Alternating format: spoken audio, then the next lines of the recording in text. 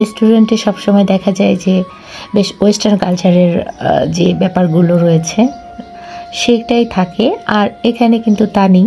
সম্পূর্ণরূপে বাঙালি কালচার, পলো, পাখা, তারপর কুলা, দেখা গিয়েছে যে গ্রামীণ পরিবেশের মতো তালাই বাঁশের বেড়া এবং সেখানে বসে খাবার খাওয়া, হালকা কিছু মিউজিকও ছিল। সব মিলে ব্যাপারটা কিন্তু খুব উপভোগযোগ্য ছিল।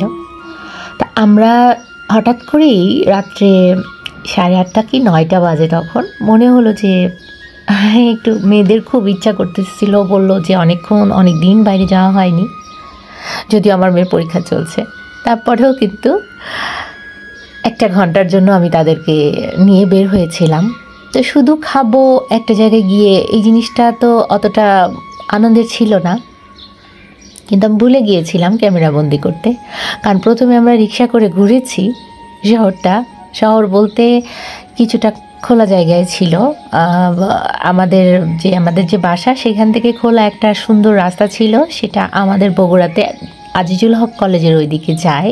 তো এই রাস্তাটা বেশ মোটামুটি রিক্সায় একটু ঘোরার জন্য ভালো ছিল, আর যেহেতু রাত আর ঠান্ডা একটা বাতাস ছিল, তো সেক্ষেত্রে বেশ আনন্দ তো আমরা করেছি। কিন্তু আমি তো ওই যে বরাবরের মতো ক্যামেরাবন্দি করতে ভুলে গিয়েছি।